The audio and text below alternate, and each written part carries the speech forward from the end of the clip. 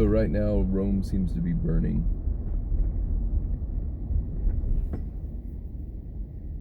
I mean, we got the COVID thing, and it still hasn't resolved in any real way. And now protesters and rioters and provocateurs and police are all going to town on each other.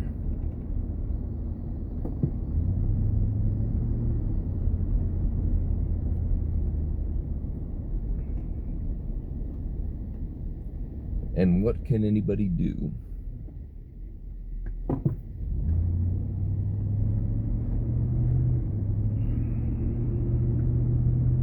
That's the thing that's kind of sticking in my craw right now.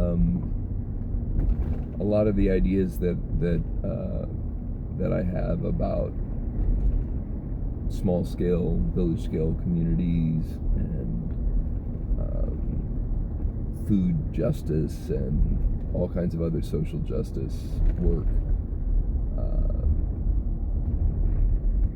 it relies on people understanding the inherent dangers of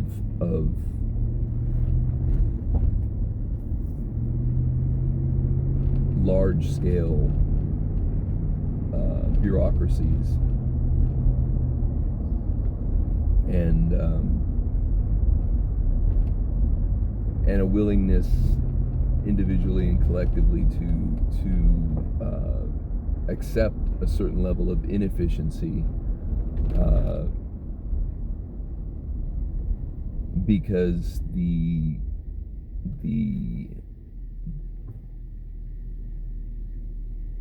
danger of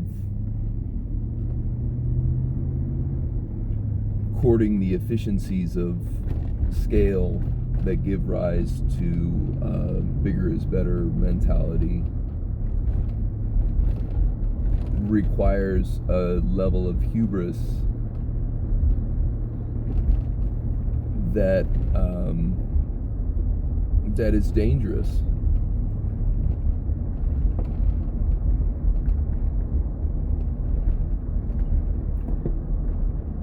And so people have to say, you know what, monarchy is a very efficient model, but the dangers of having a single person wield that much power, wield all the power, is not worth the risk, because it's heaven if you're lucky enough to have a benevolent dictator, but it's hell if you get some egotistical, narcissistic, petty tyrant, toddler king. And it's the same thing in businesses, and it's the same thing in city structures, municipal structures.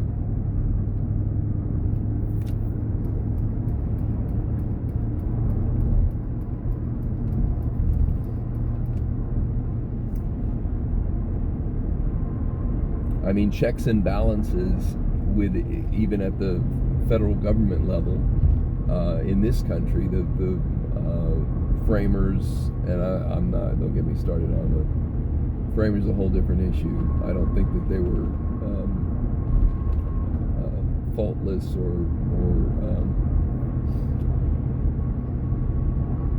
perfect in any way, but they had a few good ideas for sure,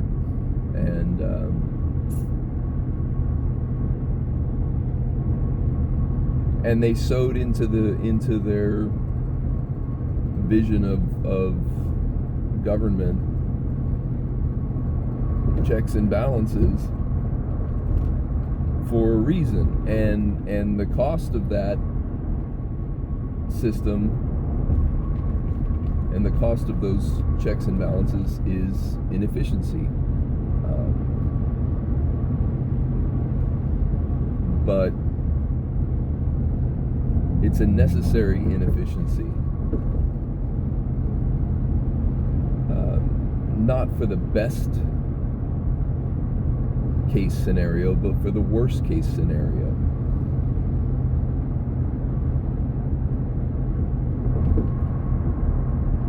So I think that a lot of the ideas that I've worked on and toward with the various projects that I've been involved in the last, probably about 10 years in particular, La Union and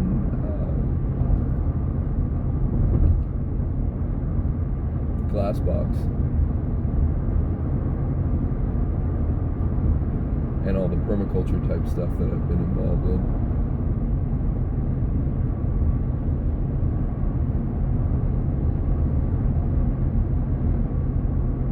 All of that required turning away from the mainstream model, the dominant model, and trying to create a dual power structure so that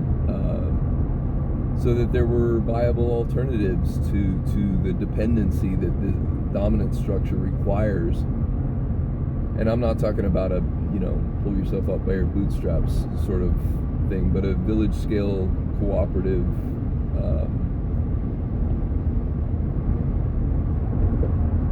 community type interdependence.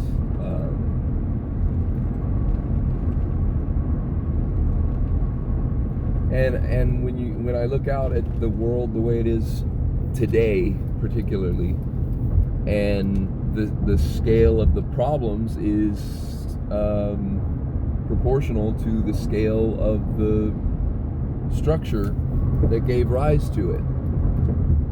And that's the problem.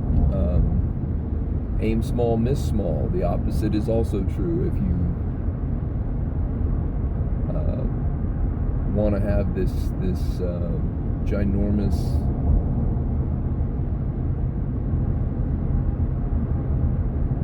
bureaucracy running large chunks of the world, they're gonna fuck up, and when they do, it's gonna be bad, and it is bad right now.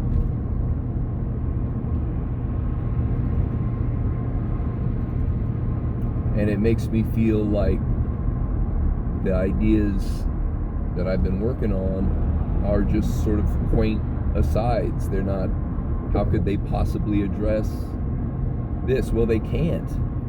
But the idea in my mind was always,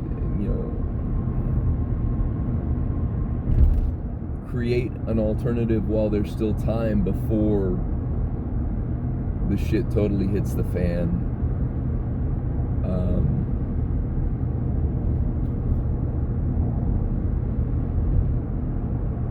And make a model that is more appealing than the dominant one. It was a real eye-opener when I started down the road that I'm on right now, and realizing a lot of the indigenous wisdom and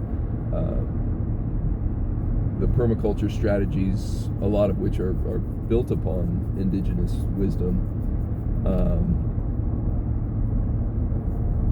For instance, that one body of knowledge that it felt like I was lucky enough to be rediscovering. And it's like, if people just knew about this, they wouldn't be so ready to be dependent on the dominant system and the grocery store, industrial farming and industrial food production and all that jazz.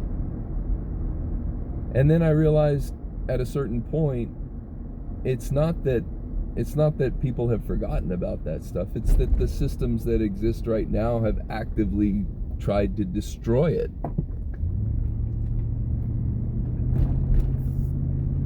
And it's about creating a monopoly. It's about creating dependency.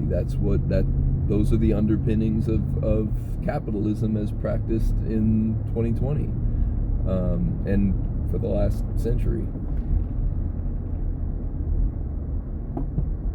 And that's kind of daunting, and it's kind of daunting today, to look at where we've come.